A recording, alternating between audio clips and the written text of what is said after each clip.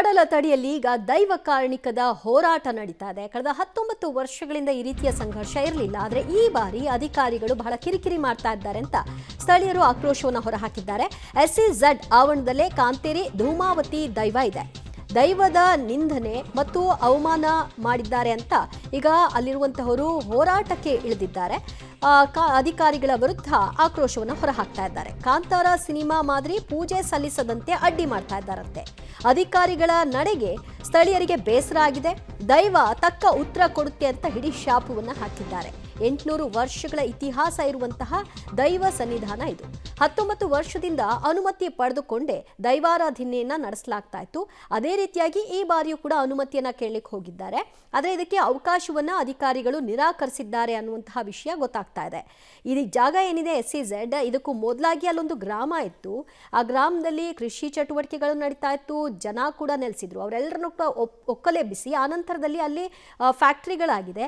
ಆ ಜಾಗದಿಂದ ಈ ದೇವಸ್ಥಾನ ಏನಿದೆ ಇದನ್ನು ಕೂಡ ಅಲ್ಲಿಂದ ಶಿಫ್ಟ್ ಮಾಡಬೇಕು ಅಂತ ಪ್ರಯತ್ನ ಮಾಡಿದ್ರು. ಆದರೆ ಸಾಧ್ಯ ಆಗಿರಲಿಲ್ಲ. ಅದಾದ ನಂತರದಲ್ಲಿ ಪೂಜೆಯನ್ನು ನೆರವೇರಿಸಲಿಕ್ಕೆ ಅವಕಾಶವನ್ನು ಕಲ್ಪಿಸಿಕೊಟ್ಟಿದ್ರು.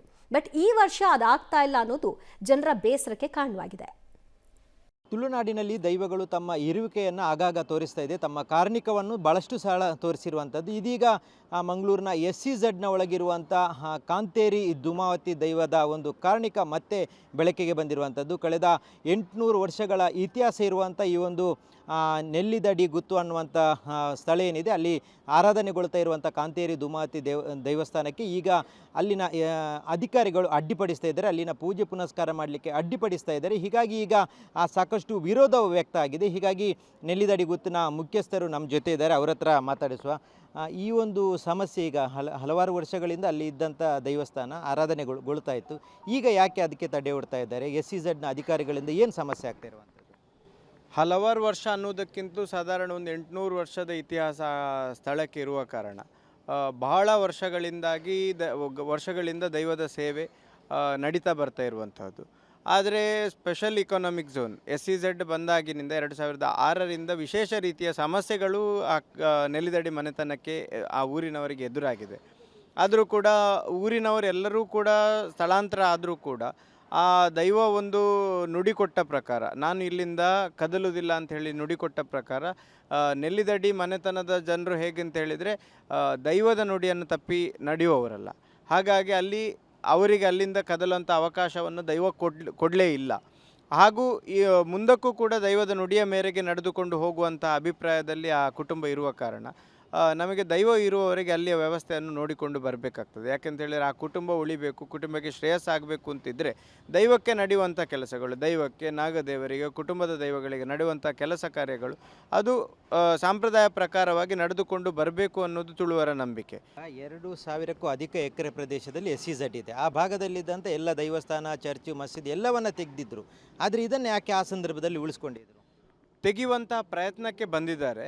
ಆದರೆ ತೆಗಿಲಿಕ್ಕೆ ಅವರು ತೆಗಿಲಿಲ್ಲ ಅಂತ ಹೇಳುವುದಕ್ಕಿಂತಲೂ ಕೂಡ ನೆಲ್ಲಿದಡಿ ಗುತ್ತಿನಲ್ಲಿರುವಂಥ ಕಾಂತೇರಿ ಜುಮಾದಿ ಅದನ್ನು ಅವಕಾಶ ಮಾಡಿ ಕೊಡಲಿಲ್ಲ, ತೆಗಿಲಿಕ್ಕೆ ಬಿಡಲಿಲ್ಲ ಅಂತ ಹೇಳೋದು ಸೂಕ್ತ ಅಂತ ಹೇಳಿ ನಾವು ಅಂದುಕೊಳ್ತೇವೆ. ಸರಿ, ಈಗ ಇದನ್ನು ಪೂಜೆಯನ್ನು ನಿಲ್ಲಿಸಿದ್ದಾರೆ. ಮುಂದೆ ಆಗುವಂಥ ಏನು ಪರ್ವಗಳಿದೆ ಅದನ್ನೆಲ್ಲವನ್ನು ನಿಲ್ಲಿಸಲಿಕ್ಕೆ ಪ್ರಯತ್ನ ಮಾಡಿದೆ. ನಿಮ್ಮ ಮುಂದಿನ ಹೆಜ್ಜೆ ಏನು ಸರ್? ನಾವು ಇದ್ದಷ್ಟು ನಮ್ಮ ಇದು ಶ್ವಾಸ ಆತ್ಮ ಏನು ಉಂಟಾ ಅಷ್ಟರ ತನಕ ಮಾಡಲೇಬೇಕೆಂಬ ನಮ್ಮ ವಿಶ್ವಾಸ. ಮತ್ತು ದೇವರಿಗೆ ಬಿಟ್ಟದ್ದು, ದೈವಕ್ಕೆ ಬಿಟ್ಟದ್ದು. ಇಷ್ಟರ ತನಕ ನಾವು ಆ ದೈವವನ್ನೇ ನಂಬಿಕೊಂಡು ಬಂದದ್ದು, ಅವ ಹೇಳಿದಾಗೆ ಕೇಳಿದ್ದು. ಇಷ್ಟರ ತನಕ ಅದಕ್ಕಾಗಿ ಈ ಬಚ್ಚ ಊರಿಗೆ ದೇವರು ಕೂಡ ದೈವವು ಕೂಡ ಧೂಮಾವತಿ ದೈವವೇ, ಬೇರೆ ಏನಲ್ಲ.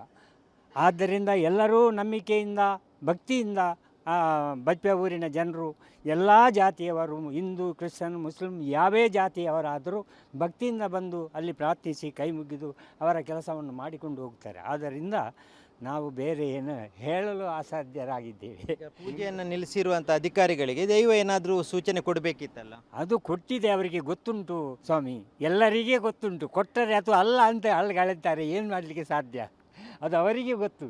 ಸರಿ, ಈಗ ಸದ್ಯಕ್ಕೆ ಪೂಜೆ ನಿಲ್ಲಿಸಿರೋದ್ರಿಂದ ಮುಂದೆ ಏನು ಮಾಡಬೇಕು ಅಂತಿದೆ? ಪೂಜೆ ನಿಲ್ಲಿಸುವುದು ಸಾಧ್ಯವೇ ಇಲ್ಲ. ಇವತ್ತಿನವರೆಗೆ ಇದು ನೆಲ್ಲಿದಡಿ ಗುತ್ತು ಮನೆತನದವರು, ಬಜ್ಪೆ ಗ್ರಾಮದವರು ಹಾಗೂ ಸೆಸ್ ಇರ್ಬೋದು, ಸರ್ಕಾರದ ಅಧಿಕಾರಿಗಳಿರ್ಬೋದು, ಇವರ ಮಧ್ಯೆ ಇದ್ದಂತಹ ಒಂದು ಸಂಪರ್ಕ. ಇನ್ನು ಮುಂದಕ್ಕೆ ಇದು ಸಂಪರ್ಕ ಇಷ್ಟರಲ್ಲೇ ಉಳಿಯುವುದಿಲ್ಲ. ಈ ವಿಷಯ ಈಗ ಊರಿನವರಿಗೆಲ್ಲ ಗೊತ್ತಾಗಿದೆ, ಊರಲ್ಲದೆ ಪರ ಊರಿನ ದೈವ ಭಕ್ತರಿಗೆಲ್ಲ ಗೊತ್ತಾಗಿದೆ.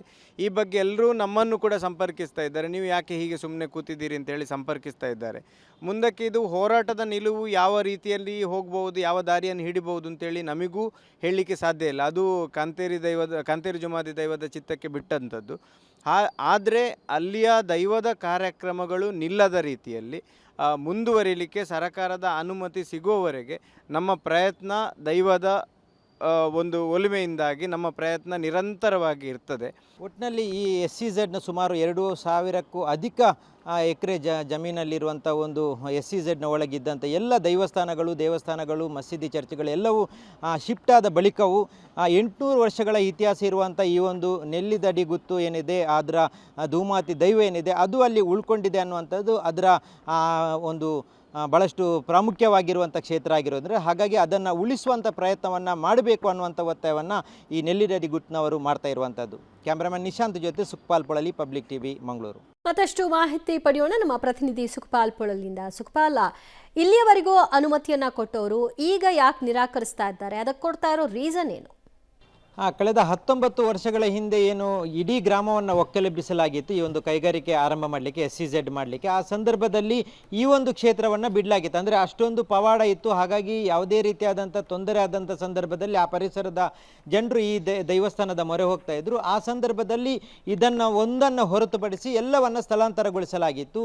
ಆ ಬಳಿಕ ನಿರಂತರವಾಗಿ ಅದು ಸಂಕ್ರಮಣದ ಪೂಜೆ ಆಗಿರ್ಬೋದು ಅಥವಾ ವಾರ್ಷಿಕ ನೇಮ ಆಗಿರ್ಬೋದು, ಆ ಸಂದರ್ಭದಲ್ಲಿ ಎಲ್ಲದಕ್ಕೂ ಅನುಮತಿಯನ್ನು ಇದೇ ಕೈಗಾರಿಕಾ ಪ್ರದೇಶದ ಒಳಗೆ ಬಂದು ಮಾಡಲಿಕ್ಕೆ ಅವಕಾಶವನ್ನು ಕೊಡಲಾಗಿತ್ತು. ಆದರೆ ಇತ್ತೀಚಿನ ದಿನಗಳಲ್ಲಿ ಕಳೆದ ಸಂಕ್ರಮಣ ಅಂದರೆ ಫೆಬ್ರವರಿಯ ಸಂಕ್ರಮಣದಂದು ನೀವು ಹೋಗಬೇಕಿದ್ರೆ ನಾವು ಆ ಅನುಮತಿಯನ್ನು ಹೈಯರ್ ಆಫೀಸರಿಂದ ಕೇಳಬೇಕಾಗತ್ತೆ, ಹಾಗಾಗಿ ನೀವು ಪೂಜೆ ಮಾಡಲಿಕ್ಕೆ ಹೋಗಲಿಕ್ಕೆ ಸಾಧ್ಯ ಇಲ್ಲ ಅನ್ನುವಂಥದ್ದನ್ನು ಹೇಳಿದ್ದಾರೆ. ಹೀಗಾಗಿ ಕುಟುಂಬಸ್ಥರು ಭಾಳಷ್ಟು ಆತಂಕಕ್ಕೀಡಾಗಿದ್ದಾರೆ. ಜೊತೆಗೆ ಒಂದು ಕಡೆಯಿಂದ ಭಕ್ತರು ಈಗ ಎಚ್ಚೆತ್ತುಕೊಂಡಿರುವಂಥದ್ದು. ಕಳೆದ ಹಲವಾರು ವರ್ಷಗಳಿಂದ ನಿರಂತರ ಪೂಜೆ ಪುನಸ್ಕಾರಗಳಾಗ್ತಾ ಇದ್ದಂಥ ದೈವಸ್ಥಾನವನ್ನು ಈಗ ತಡೆ ಹಿಡಿತಾ ಇರುವಂಥದ್ದು ಸರಿಯಲ್ಲ. ಇದು ಅಧಿಕಾರಿಗಳ ಪ್ಲಾನ್ ಆಗಿರ್ಬೋದು. ಮುಂದಿನ ದಿನಗಳಲ್ಲಿ ಇಡೀ ದೈವಸ್ಥಾನವನ್ನು ಸ್ಥಳಾಂತರ ಮಾಡಬೇಕು ಅನ್ನುವಂಥ ಹಿನ್ನೆಲೆಯಲ್ಲಿ ಈ ರೀತಿಯಾದಂಥ ಪ್ಲಾನ್ ಮಾಡಿರ್ಬೋದು. ಇಡೀ 2,500 ಎಕರೆದಲ್ಲಿರುವಂಥ SEZನ ಒಳಗೆ ಕೇವಲ ಇದೊಂದು ದೈವಸ್ಥಾನ ಮಾತ್ರ ಉಳ್ಕೊಂಡಿರುವಂಥದ್ದು. ಹಾಗಾಗಿ ಅದನ್ನು ಸ್ಥಳಾಂತರ ಮಾಡಲಿಕ್ಕೆ ಈ ರೀತಿಯಾದಂಥ ಪ್ಲಾನನ್ನು ಈಗ ಬಂದಿರುವಂಥ ಅಧಿಕಾರಿಗಳು ಮಾಡಿರುವಂಥ ಸಾಧ್ಯತೆ ಇದೆ ಅನ್ನುವಂಥದ್ದು ದೈವ ಭಕ್ತರ ಒಂದು ಮಾತು. ಹಾಗಾಗಿ ಮುಂದಿನ ದಿನಗಳಲ್ಲಿ ದೊಡ್ಡ ಮಟ್ಟದ ಹೋರಾಟವನ್ನು ಮಾಡಬೇಕಾಗುತ್ತೆ ಒಂದು ಕಡೆಯಲ್ಲಿ. ಮತ್ತೊಂದು ಕಡೆಯಲ್ಲಿ